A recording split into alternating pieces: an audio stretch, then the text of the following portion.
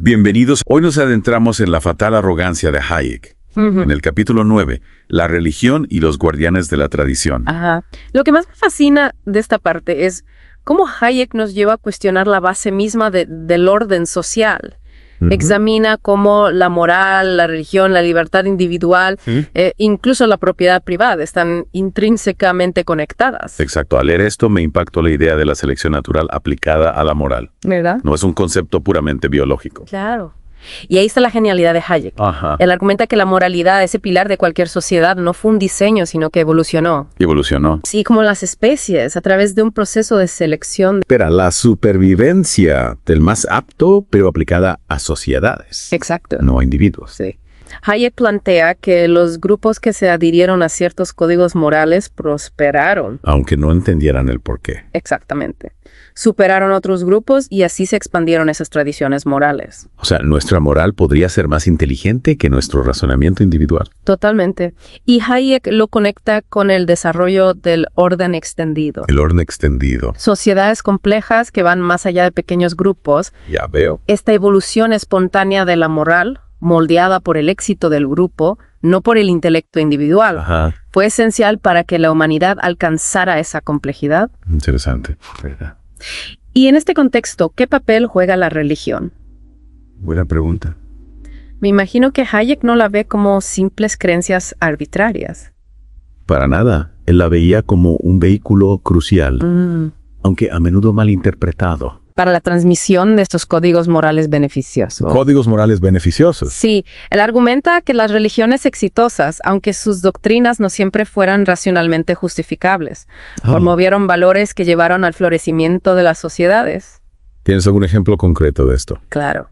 Las religiones que enfatizaban la propiedad privada y estructuras familiares sólidas tendían a prosperar. ¿En serio? Mientras que las que se oponían a estos valores a menudo se desvanecían. Interesante. Hayek argumenta que esto no se debe a que una entidad divina favoreciera sus principios, sino a que las sociedades que los adoptaron se volvieron más prósperas y resilientes. Y empiezo a ver las conexiones. Sí. La libertad individual, la propiedad privada, todo ligado a esta idea de códigos morales que evolucionan a través de la selección de grupos. Exactamente.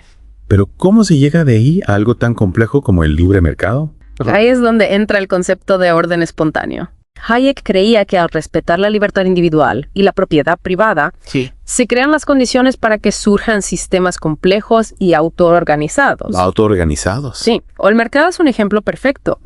No está diseñado por una solamente. Ya veo. Sino que surge de las interacciones de individuos que persiguen sus propios objetivos. Interesante. Dentro de un marco de reglas establecidas. Como un rompecabezas gigante donde las piezas encajan sin que nadie tenga la imagen completa. Exactamente.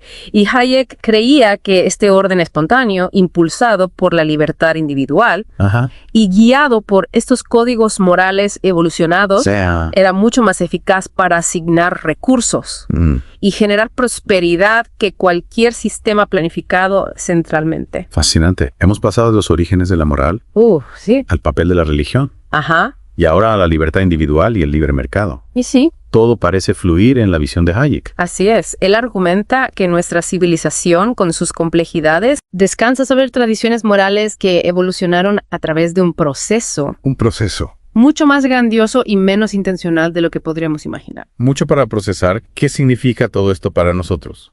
Esa es la pregunta clave, ¿verdad? Sí. Si Hayek tiene razón, comprender la naturaleza espontánea del orden social, las consecuencias no intencionadas de nuestras acciones y las limitaciones de nuestra propia razón se vuelve vital.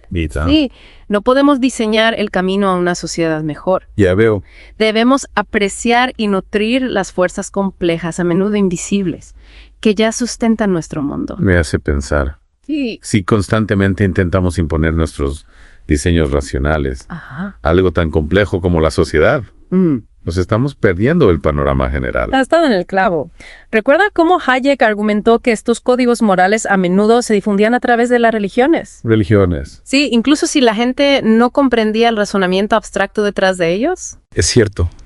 Se trataba más de los resultados prácticos. Exacto. Del éxito de esas sociedades, que de una doctrina teológica perfectamente lógica. Precisamente. Si las tradiciones abstractas son difíciles de comprender sin personificarlas, podría la tendencia a personificar a la sociedad misma como una autoridad moral ser un nuevo peligro para la libertad individual. Esa es una pregunta que invita a la reflexión. ¿Verdad? Estamos atribuyendo demasiada intención consciente a la sociedad. Sí. Y olvidando que está compuesta por individuos. Exacto. Individuos que toman decisiones basadas en su propio conocimiento y valores. Precisamente. Es algo en lo que debemos reflexionar. El trabajo de Hayek nos invita a cuestionar nuestras suposiciones sobre cómo se produce el cambio social. Y a pensar sobre las posibles consecuencias no deseadas de nuestras acciones. Esta ha sido una inmersión profunda, increíble. Definitivamente voy a estar pensando en esto por un tiempo. Como siempre, el viaje de la comprensión continúa. Y no se trata solo de economía. Esta idea del orden espontáneo se aplica a muchos aspectos de nuestras vidas.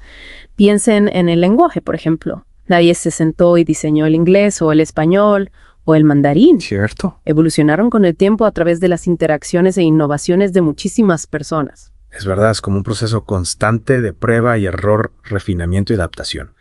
Y de alguna manera conduce a sistemas de comunicación complejos y matizados. Exactamente. Y no es solo el lenguaje, piensen en el derecho consuetudinario, los sistemas legales basados en precedentes y la tradición, en lugar de un conjunto de reglas codificadas de arriba hacia abajo.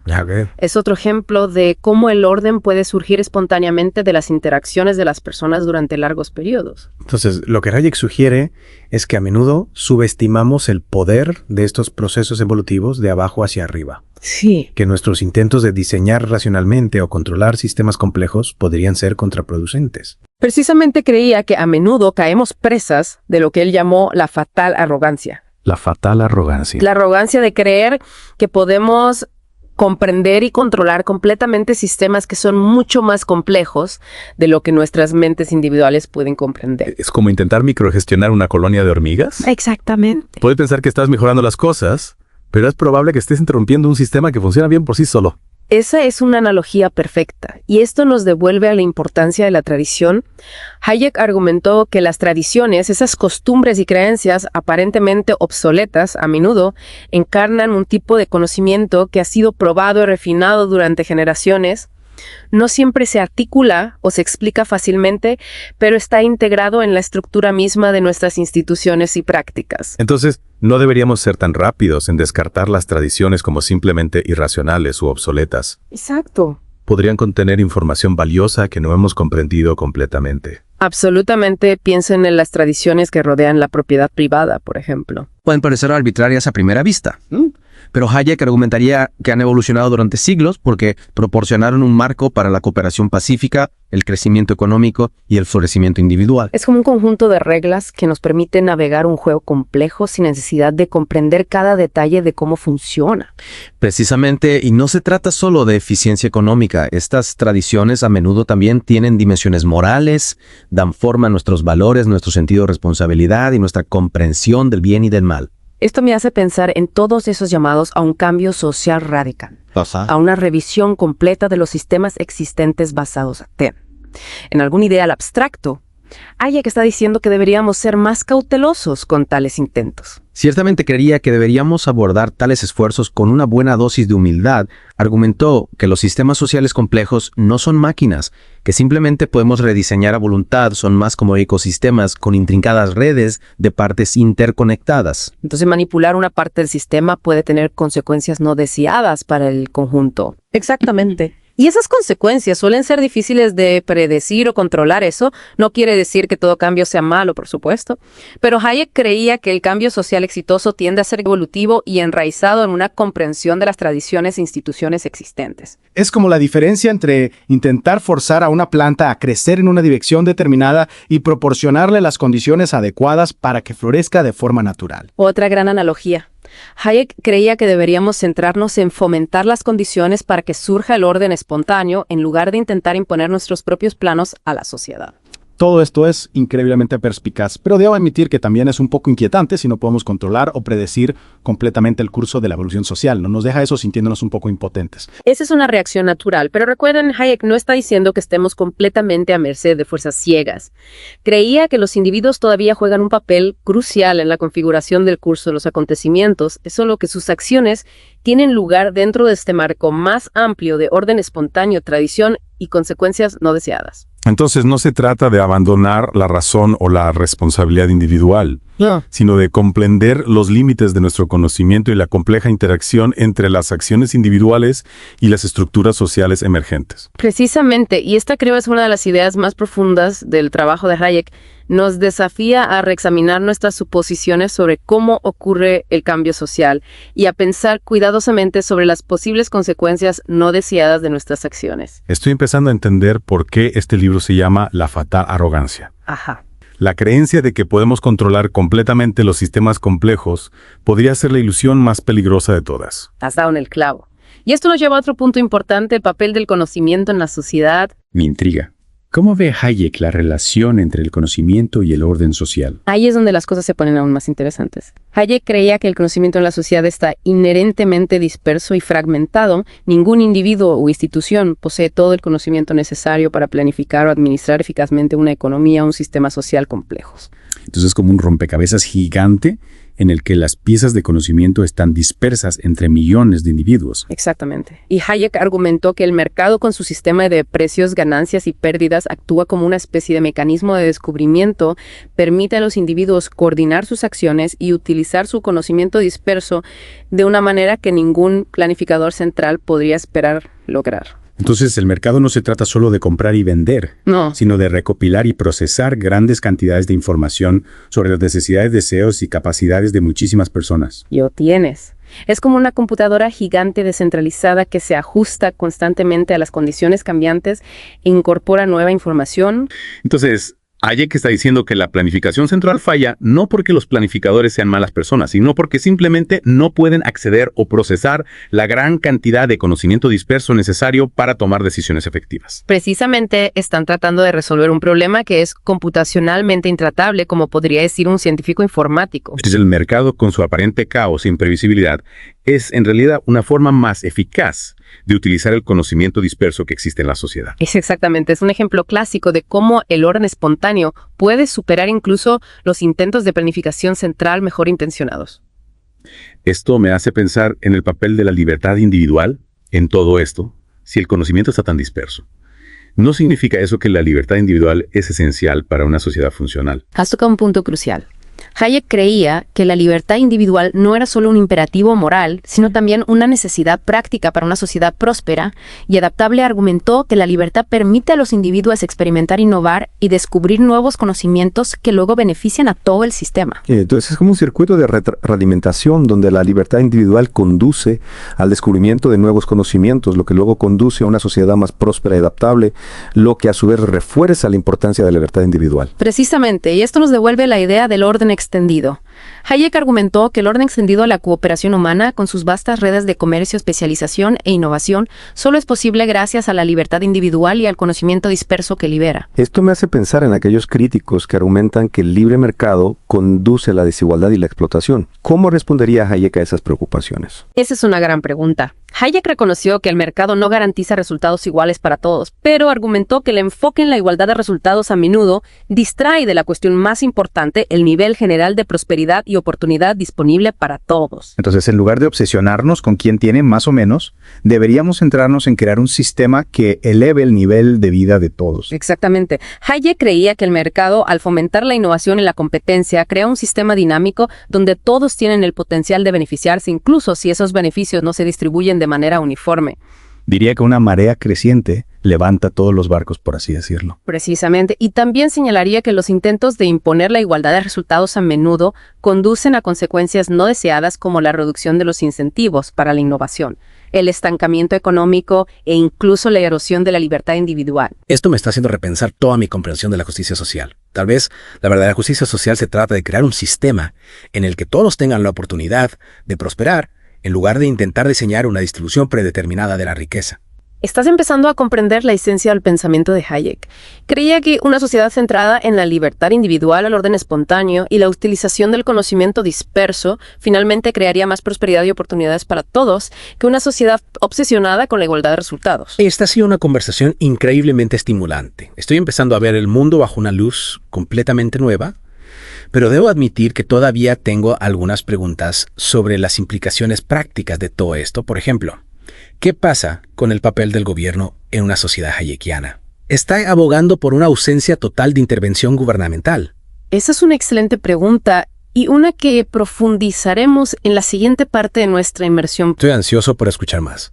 Como decíamos, él reconocía que el gobierno juega un papel crucial en proporcionar un marco estable para que una sociedad libre florezca. O sea, preparar el escenario, establecer las reglas del juego. Exacto. Pero sin dictar cada movimiento de los jugadores. Precisamente, Hayek creía que el gobierno tiene un rol legítimo en la aplicación de contratos, a la protección de los derechos de propiedad, el mantenimiento de un sistema legal sólido y la provisión de la defensa nacional.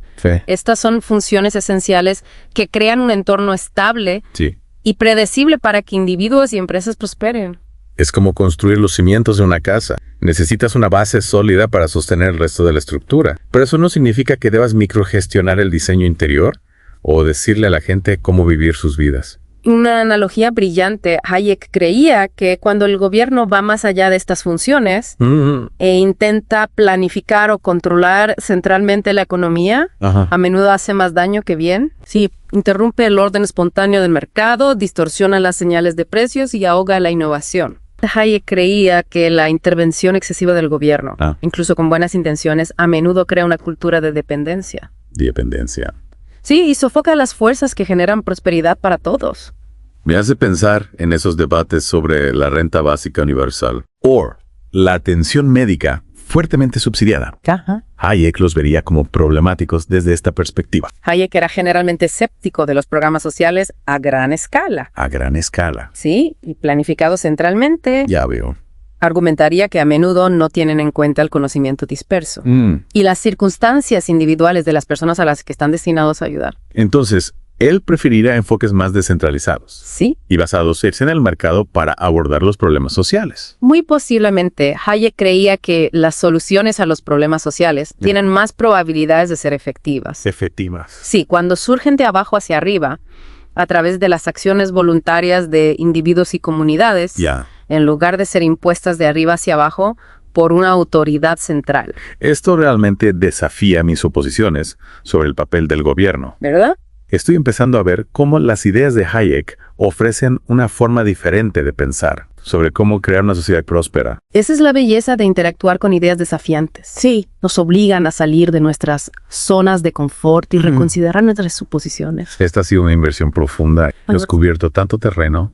Sí. Desde los orígenes de la moral, el papel de la religión, los principios de la libertad individual, el libre mercado y ahora el papel del gobierno. Sí. Todo empieza a conectarse de una manera que nunca imaginé. Y ese es el poder del pensamiento de Hayek. Ofrece una visión completa e interconectada de cómo funciona la sociedad. Y nos desafía a pensar profundamente sobre los valores y principios que sustentan un mundo libre y próspero. Definitivamente voy a estar reflexionando sobre esas ideas durante mucho tiempo. Me alegra escuchar eso. Gracias por guiarme a través de este fascinante viaje intelectual. El placer fue todo mío. Ha sido un placer. Recuerden, el viaje de la comprensión nunca termina realmente. Sigan explorando, sigan cuestionando y sigan profundizando.